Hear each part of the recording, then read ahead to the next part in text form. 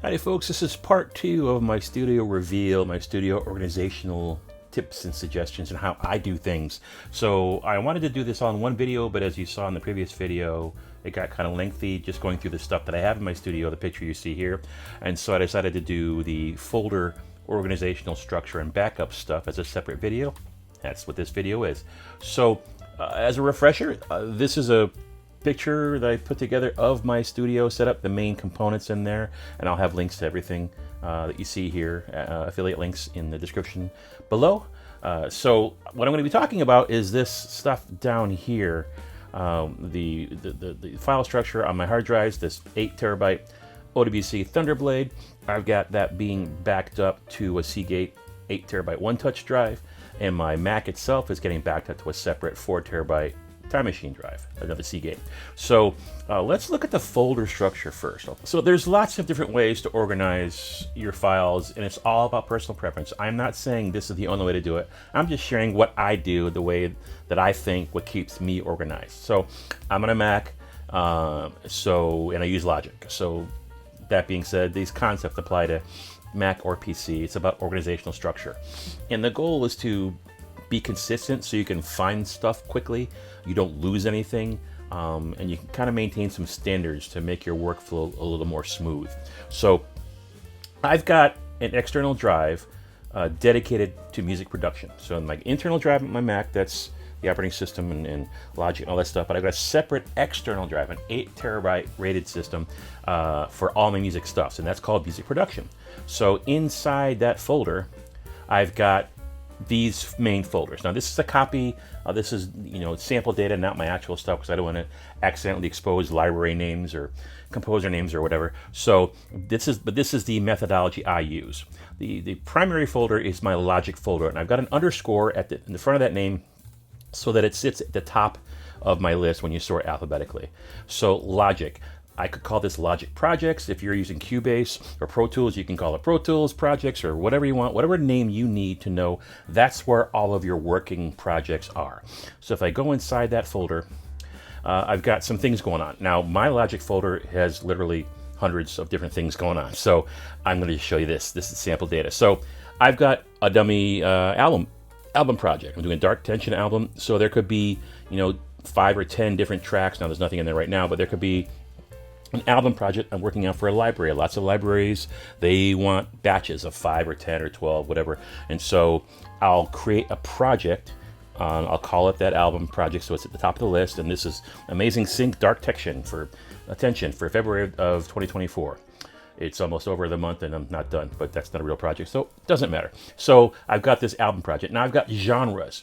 So genres, most composers write in a couple of genres at least. I write in several, so I've got a lot of different genres in my folder, but I just wanted to show you, break it down by genre. So if you get a brief for a country track or whatever it's going to be, you've got a folder you can go to.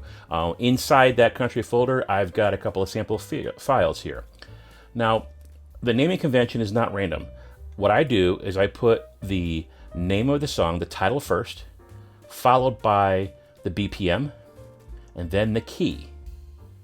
Now, why is that there? This saves me time, because if you're just cranking out tracks and you got genres and you got folders like project name only, if those tracks get signed, you've got to usually provide some metadata. What's the BPM? What key is it in? So if you put that in your name of your folder right away, you can go back later on and see it there versus having to open the project up and wait for it to load and figure out the BPM and what key it's in. So if you put that there in your naming convention, it saves you a lot of time. And now you'll see some colors. I like to use colors to help things. So in my world, yellow means it's been submitted. Red would mean it got rejected. Green mean it's been signed. Now I might throw a purple on there for, I'm modifying it or something, but use whatever system makes sense for you. But I can look in this folder right now and see I've got these 2 tracks here. They're both yellow, which means they're done. They've been submitted and I'm waiting to hear back. If I go to a different folder, like the EDM folder, let's say I've got these 2 have been submitted and this one got rejected, okay? Now, why don't I see any green as far as accepted? It's because once a file is accepted, I put it in the folder for the library that took that track in. So let's go back here. So if I were to go to music libraries, say I've got some sample libraries here. So when a project goes from yellow to green, I would put it in that folder of that library. And so let's talk about my music library folders. So let's say I'm submitting to, or I'm writing for these 4 libraries. I will have a folder inside that library called underscore paperwork, and that's going to show you your writer's agreement and your schedule A's and B's and maybe a metadata template or anything that the library gives you paperwork wise. Put that all there so you know where to find their metadata templates and their preferences.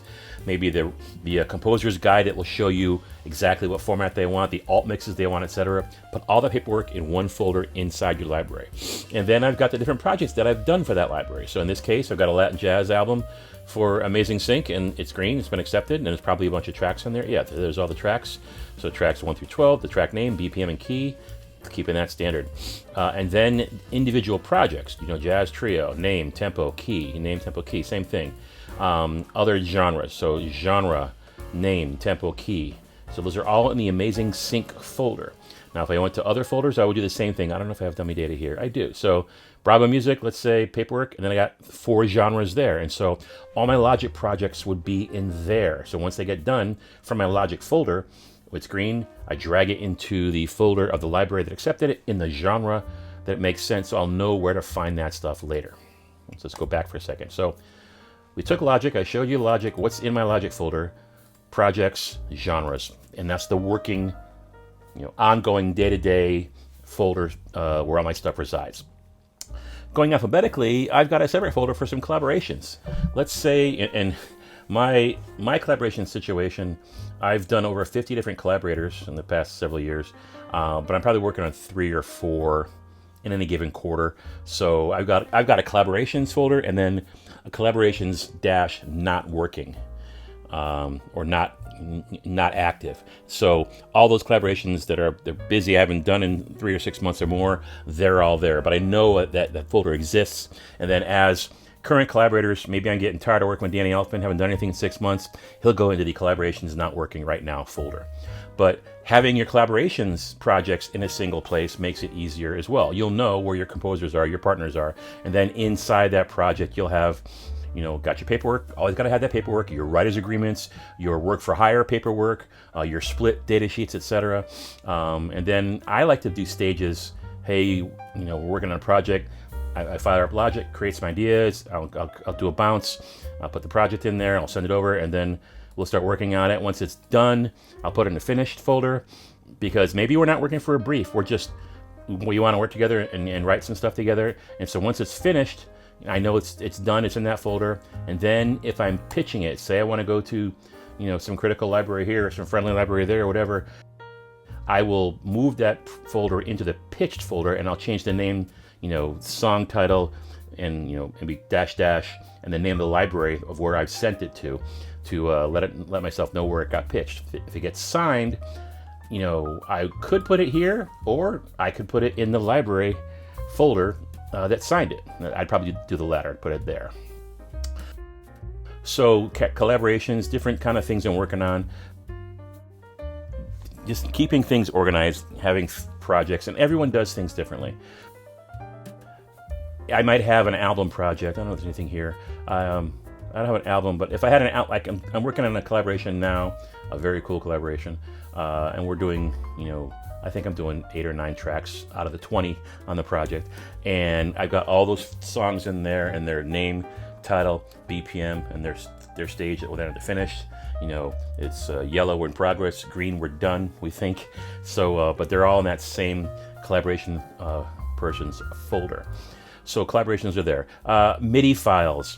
Sometimes you'll create MIDI files or download MIDI files to work from, to get ideas. Sometimes you'll create MIDI files that you want to send to someone so they can put it in music notation, or they want it so they can drop it into their DAW. So that's got a separate file for MIDI files. The music libraries one, I showed you that earlier, but that's really the second biggest folder. Logic's where the work is, and when it's signed, it goes into music libraries. I got a separate library for each one. I used to have separate folders in here, one for exclusive libraries and one for non-exclusives, but I learned over time it doesn't really make a difference. I'm almost entirely exclusive. They got a few nons, but I just put the libraries in alphabetical order, and they're all in the same folder there. Now presets, you've got a lot of applications that have presets. So I have a standard single location folder for all those presets to go. Which applications? Let's look at software. Lots of different applications that you could be using. Strings and Omnisphere and Serum and all these other things. So you could put the presets in the same folder as the application if you want. But I buy a lot of third-party presets sometimes for Serum and Nexus and Omnisphere, etc. So I may just dump those all into the same folder. Again, your preference for sure. The samples folder is really important too. I keep all of my samples in a single big folder. That way, when I want to catalog them using something like Atlas, they're all in one location. Now this folder here, these are my samples, things that I have created myself. So there's that at the top of there, but then different vendors. I got a whole bunch of Cymatics samples and Echo Soundworks, and my friend Mark's doing a free Sample Friday thing. If you want to check that out, I'll try to put a link in this video there. Mark's sending out free samples every Friday. Modern Producers, Music Mogul, who I think is a fantastic beat maker and does great samples. Samplism, I bought some samples from Travi recently. So I have a separate folder where all my samples are. So whenever I buy some new ones or I download some free ones or make some, they all go in the same folder so that I can find them easily. I mentioned software. When you buy software, it asks you where you want to store it. On the Mac, you can go the default location. I've got a shared folder where everything goes, but you can go this route, create a folder for your software and then put all of your installations there. East, West, Native Instruments. Now Native Instruments has its own stuff and lots of it, but also there's a lot of third-party libraries out there, so I'll put those in a separate folder just for organizational purposes so I see what I've got. Nexus, Omnisphere, Serum, Spitfire, there's a bunch of stuff, other applications I use. This is just sample data. But I've got a separate folder for all my software in one place. Don't fall for it and accidentally install your stuff into your downloads folder or your documents folder. Create a place for them. And then templates. In Logic, I've got probably half a dozen templates. A trap template, a lo-fi template, a classical, different orchestral templates, etc. So put those all in the same location so you can find them. If a lot of times if you watch videos like Guy Malcolm Moore will have some great templates out there, and so snag those, put those here. So everything's in the centralized location. The whole point is to have all of your stuff easy to find. So you're not looking, gee, where are my car keys? Where's my wallet? So you want all your stuff in the same location. So to summarize, Logic, that's where all my projects are. The projects for albums, the genres, it's all in there. And then we name them there. Name, BPM, key, yellow, red, green for status. Then collaborations folder for the people you're working with. MIDI files, if you make MIDI files. Music libraries, these are your clients. So once something gets finished and accepted, you move it from the Logic folder into the library where it belongs. You always know where it's at. Put your presets somewhere, put your samples somewhere, install your software somewhere, have your templates somewhere. And that's really it. I'm just keeping everything on the same drive. Now all this stuff here is on a single external 8 terabyte rated drive, and then it gets copied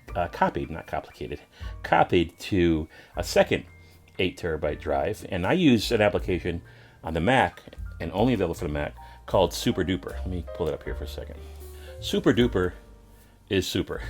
It could be super duper actually. What it does, it does this thing very, very well. I have my 8 terabyte drive right here. I'm going to copy from that drive, that's my master where all my stuff is, to a mirror, an 8 terabyte mirror. And then what's going to happen? It's going to back up all files. There's a bunch of scripts. It comes with some by default. You can create scripts, edit scripts, etc. But I'm backing up all my files. And what's going to happen? When I press the copy now, it will use the backup all files script to copy the 8 terabyte drive to the 8 terabyte mirror using copy different. What does copy different mean? I'll show you that. There's different ways to copy. You can just say, when you do this, erase the new drive, wipe it clean, and then copy everything from the original one over to there. So this is an exact copy of that. That's one way to do it. Smart Update will copy and erase what's needed to make the mirror exactly identical to the master. And that's generally what I like to do. But there's different ways to do it. So my main goal is to just make sure that my 8 terabyte drive, where my entire musical life lives, is somewhere on a second drive. So there's that. There's the Smart Update. Copy only the newer files. Copy what's different. And there's a little description here of what's going on. And then what happens when you're done copying? You could just do nothing, keep it running. You can quit SuperDuper, shut down a computer, whatever you want to do. But I always just say quit SuperDuper. Okay, so we'll do that here. Keep that there. I think I was doing this one right here. And it's kind of cool what you can do. You can, if you're into programming and all, you can write your own scripts. You can tell it to do other things. But generally, it just run this thing. And then you go back to, let's go choose OK, and go to schedule. When do I want that to happen? So I've got this thing every week, every day at 2 a.m. And then if there's a problem, pop up a window, say, hey, something went wrong. And so sometimes I'll come back in the studio in the morning and there'll be a little window that says, hey, we had a problem with this file, or hey, the disk was not there, couldn't do it. And it doesn't do anything yet. If it has a problem, it says, hey, I am not going forward till you tell me what to do next. And that's what I want a program to do. So you can schedule this. If you want to do things once a week, that's fine, once a month. And you can run different scripts. Like, for example, back up all files, just copy the different files, and then run that every day. And maybe at the end of the month or the first of the month, you could say, let's just start really fresh and let's do the erase and copy, which means let's wipe that backup drive totally clean and copy the original drive over, just to keep things clean and consistent, etc.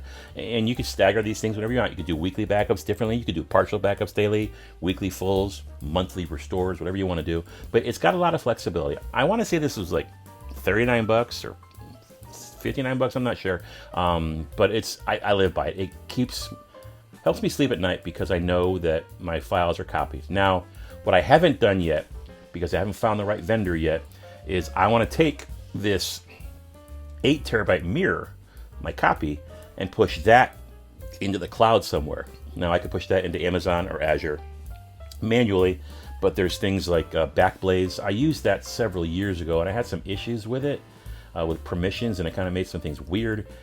So I stopped using it. Now that was 4 or 5 years ago. And I don't know what the deal was, and it might be better, but I stopped using it back then. I'm sure there's other services as well, Carbon Copy or whatever. But if there's a cloud service that you've been using, by all means, drop a comment in the link, because I am looking for a cloud backup service that's easy, that just backs up what I want it to. Some of the services out there, you've got to, it forces you to back up system things, and it's like, no, I just want to push this one entire 8 terabyte mirror into the cloud. So I now have a copy off-site, because having redundant drives, I've got, my Mac, I got this 8 terabyte drive with all my stuff. I got a copy of that, but what if I get robbed? My stuff gets stolen. Having backups doesn't matter if they both got stolen, or if they got a fire or a flood or whatever. So you want to have that extra copy somewhere else that you can go to.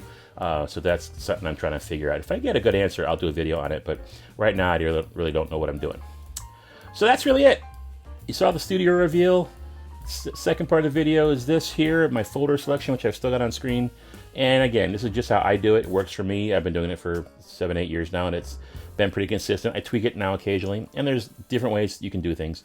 But I just wanted to give you some ideas. So that being said, I hope you enjoyed this information. Now go make something great.